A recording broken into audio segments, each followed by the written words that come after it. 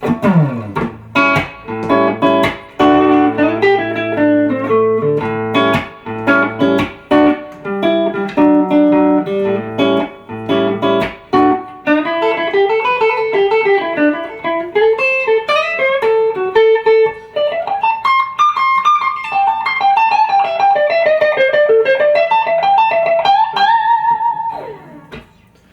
guys, Claude Johnson here. How's it going today? Hope you're doing well. Hope you're dealing with life in a good way. Lots of things always going on with life, so God bless. All right, so dealing with life, dealing with blues guitar. Today I want to talk about kind of a concept that's been rolling around in my brain, and that's the importance of riffs. I think it's kind of a mindset thing. So, you know, like thinking back to how I used to look at the guitar, you know, when I first started, I sort of looked at things as like there's rhythm and then there's lead. And, you know, I was always all about the lead guitar, just wanting to play like B.B. King, wanting to play like Hendrix, just playing those melodies. And just like, you know, singing on the guitar, you know, like Clapton was another big influence. And, you know, as I progressed in my musical career, then I started becoming more and more aware of like the importance of rhythm, you know, and these great guitarists like Stevie Ray Vaughan and Hendrix were great lead players because they were also great rhythm players. So at some point I sort of embraced that idea that one of the keys to great lead playing is great rhythm playing. But then I sort of gained another leap of understanding when I really embraced the concept of playing riffs, working on riffs. And so what do I mean by that? So I guess it's a little bit hard to explain, but like for one thing, it's not just all about, you know, you play the chords and then you play the solo. I guess I never really liked the idea of riffs that much because I sort of looked at it as a static thing. Like if you're playing some riff, it doesn't lend itself to soloing or improvisation. But I think that was a big mistake. So, you know, something as simple as like there's songs like, you know, Hoochie Coochie Man, you know, blues songs like that. So, you know, a rhythm, that's really a rhythm part, even though it's single notes. So that's another big concept is like, you know, a rhythm part doesn't have to be chords. You can play single notes, but like the focus is not necessarily on melody. The focus is on rhythm. It's on playing tight, okay? And, you know, when you're playing some of these riffs, sorry to use the word again to try to explain the concept, but you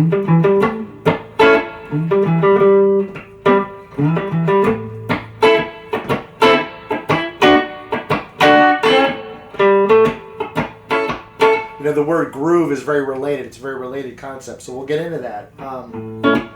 But some of these parts are like interchangeable. Like, you know, if I was just playing a rhythm part,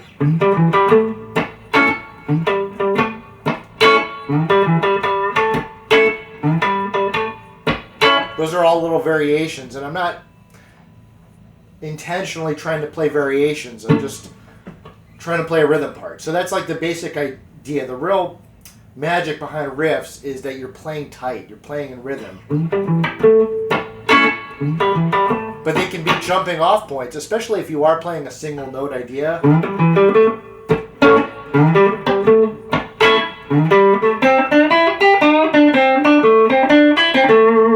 So it's like I sort of went into a little melody, a little improv there just for a second, just to demonstrate like if you're already in that groove, in that tight playing, you know, you can more easily go to improv. And what I found is just like focusing more on the riffs. My improv playing just became better because it was like it was more rhythmic. It was just more tight. Just, you know, not trying to fish for notes as much.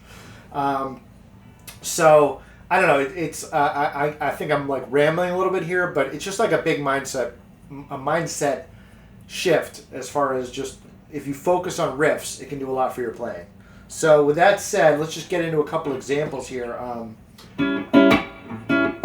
Now, if you're playing something like a groove, I would sort of differentiate a little bit between a riff and a groove. As far as like a groove is a little bit more general, a little bit more flexible. A riff is a little more specific, like a very specific pattern. You could also differentiate between riff and lick. So a lick is kind of doesn't need that groove. You know, if you're playing something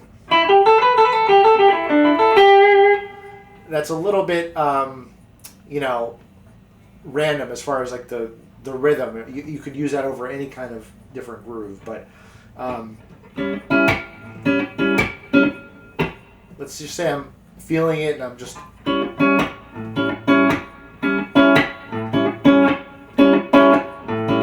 so this is a very simple groove. It's not really a riff yet. So I could count this like 1, 2, 3, 4. It's interesting, like sometimes depending on what you play, it can really take a simple rhythm and make it sound musical. So if I was just playing this 1, 2, 3, 4, that's not very musical. But if I replace the third beat with a little percussive bump and then the fourth beat with a bass note, 1, 2, 1, 2, 1, 2, 1, 2. Sometimes I get confused with myself whether I'm doing a triple feel or when you're teaching. Sometimes you forget what you're playing. So 1, 2, 1 and 2 and 3 and 4 and 1. 1, 2, 3, 4, 1, 2, 3, 4, 1, 2, 3, 4, 1. So I guess it's not exactly a 1, 2, 3, 4. It's more of like a triplet. That's something in the blues you'll automatically get like a groove if you just put things in a triplet feel. So that's really the simplest way to get a groove going. That's musical. It's like trip D, trip D.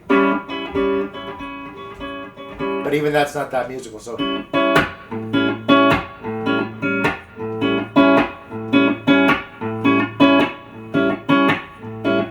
a great formula to use is like you take a groove.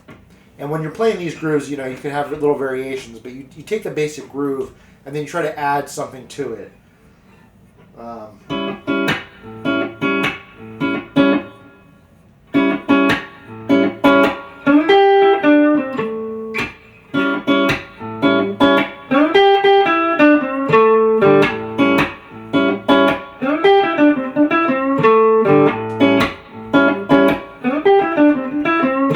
So that's basically just an A minor pentatonic.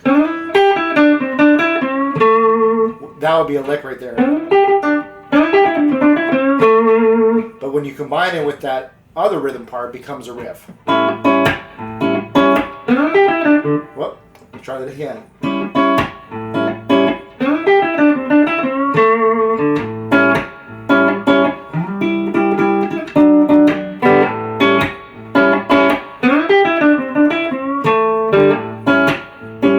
Jump off.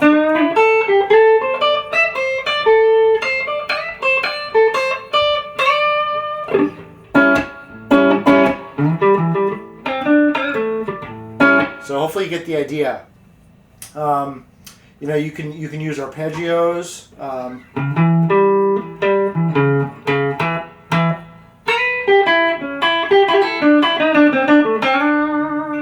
You can use pentatonic scales. You can use, you know, great formula is just like a chord plus plus a lick. So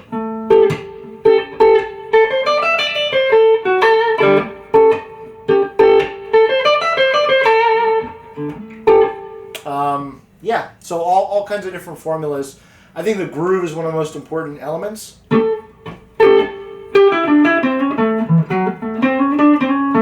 So anyway, that's just sort of a philosophical type lesson. Hopefully you don't mind. But some of these things, like you can look at something for a certain way for so long, and then all of a sudden you look at it differently and it feels really empowering. So I don't know, just the idea of getting into riffs, keeping a more rhythmic focused attitude, I guess, and then see what comes out of that. So, all right, I'm going to try to give you some tabs to go along with the lesson, and try your own examples, try your own ideas, and let me know what you think.